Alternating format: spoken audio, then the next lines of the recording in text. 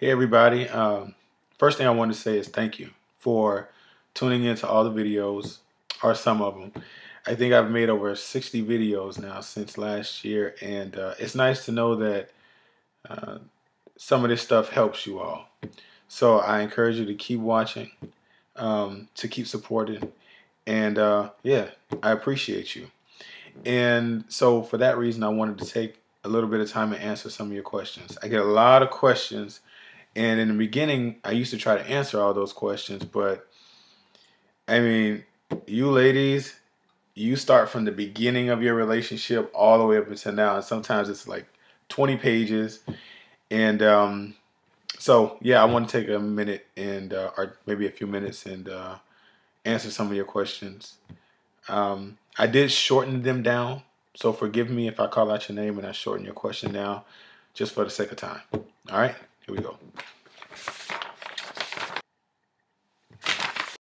Just for Love asks, how do you fix a ruined relationship that wasn't in Christ? Well, the truth of the matter is that most relationships outside of marriage don't have any kind of God in them anyways. Not too long ago, I posted this picture on my Instagram that said, fornicators be like, God's got our relationship. When God's laws aren't being kept in your relationship, you can almost guarantee that he has no part to do with it. So if you want a shot to repair this relationship, the answer is simple. Begin to keep God's laws. Now, that doesn't mean that you're necessarily going to keep this relationship, because he may have something better for you, even if you think that what you're in right now is the best. Paratech7 asks, I never read. So, which one of your books should I get? That's a tough question because all of my books are my babies. I think all of them are good. But I would definitely go with my most recent books. I mean, there's definitely a maturity gap from the first one to the fourth one. So, definitely read Where Yes on Your Heart. I love that book. I carry it with me everywhere I go as a constant reminder that I can do absolutely anything as long as my heart is in it. Sabrina Summer says, help! I've been dating this guy for 6 weeks. He seems like a great guy. He brings up marriage and God quite often. I'm curious to know what he thinks of me.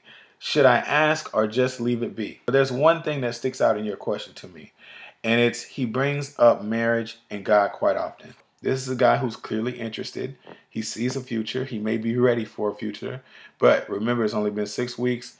Give him a chance to prove himself. Give him a chance to pursue you in a real relationship to make sure that you build a solid foundation.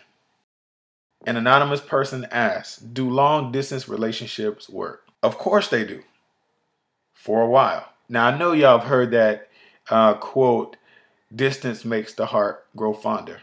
And that's true. But over time, the heart forgets. The whole point of a relationship is for two people to be together. So if you want to make a long distance relationship work, what I would suggest is that at the time that you decide to go into a relationship, or when you're thinking about it, that you make a long-term goal or decision. You have that discussion of what are we going to do in 3 months or 6 months if this relationship is looking like it has some long-term potential. The thing about a long-distance relationship is someone has to make a huge sacrifice, and sometimes that's before they're really sure if this relationship is even going to work. So if you have to move clear across the country, you better make sure that this is a relationship that you could really see going the distance. So yes, they work, but the gap has to be closed, and it can't take forever for you to get there. If you've been in a relationship for a year, 2 years, 3 years, you've probably been in a long distance relationship too long.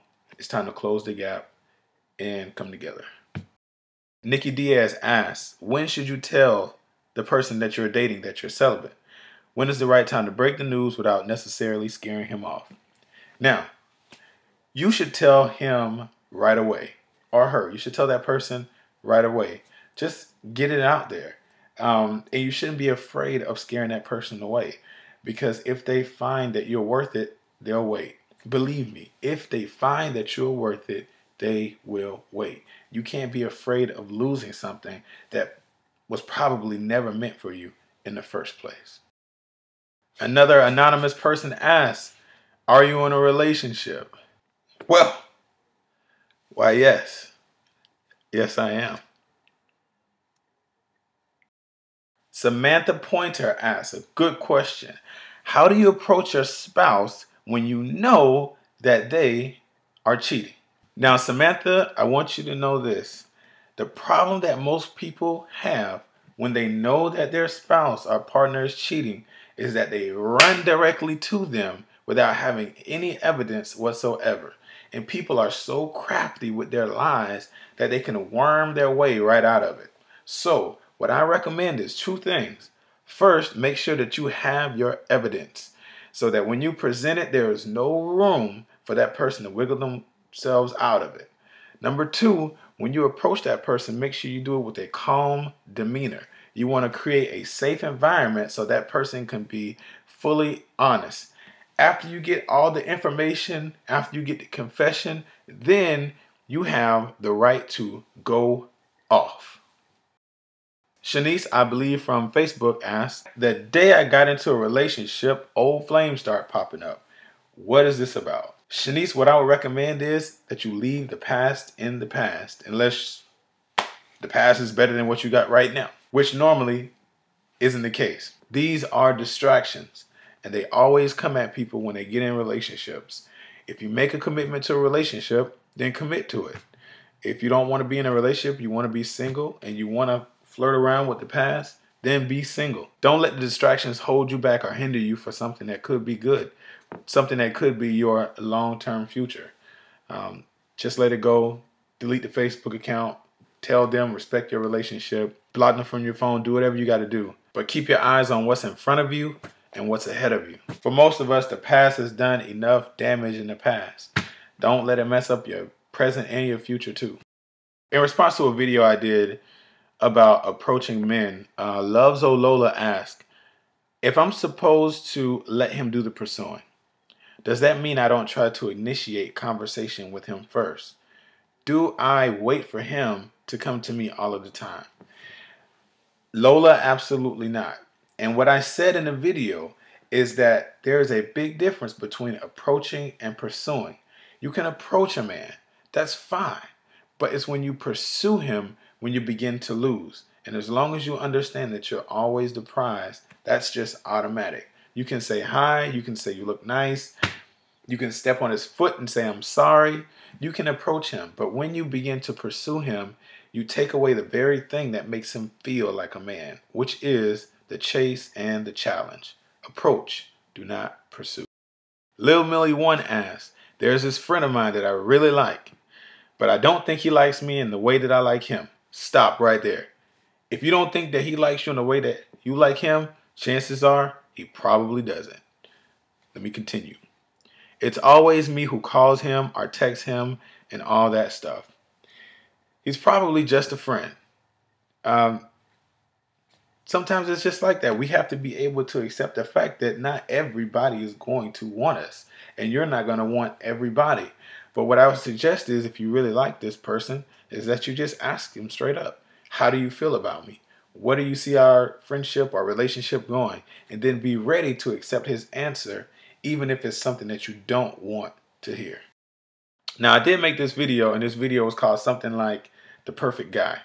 And basically what I was telling women is, don't look for the perfect package. Look for a man with potential, somebody that you can build something with. And there were a lot of mixed reviews, and that's good. It's good debate. But I got this one question from Sonata1618. How do you expect a woman to do something for a man that his mother clearly couldn't do? So I think it's important that we don't take out of context what was not said. I don't endorse women taking in men who are clearly underdeveloped or boys masquerading as men. What I was simply implying in that video is that you find someone and that you find, or that you accept someone who may not be a finished product yet, but someone who you can build something with. A lot of times women run into a lot of trouble when they look for men who appear to be perfect packages or finished products, mainly because every other woman knows that they appear to be that, And he knows that he appears to be that. And a lot of times that's the worst kind of man to pursue or approach because they are the most dangerous. I talk about that in my new book, The One. Make sure you go get it. So no, I'm not saying that you need to be a mother to a man. I'm saying that you need to be a partner to him. And he should be the same to you. But in that specific video, I wasn't talking to men. I was talking to women. Miss Hollywood 2 from YouTube asked, why do some men marry women for money? And I would say for the same reason that a lot of women marry men for money. You have to realize that we all get into relationships for selfish reasons. It's about what that person can do for us. And even if it's about what we can do for them, we still expect to receive some type of appreciation in return. So at the end of the day, it is about what we can get in a relationship. You don't want to be with a person who has nothing to offer. So, we can think that getting into a relationship for money is bad. I mean, who's to say? I'm not saying it's right or wrong, but who's to say? That's that person's prerequisite to being with them. And they have every right to have that prerequisite. So you just have to be careful who you accept in your heart and make sure that they are there for the same reasons that align with yours.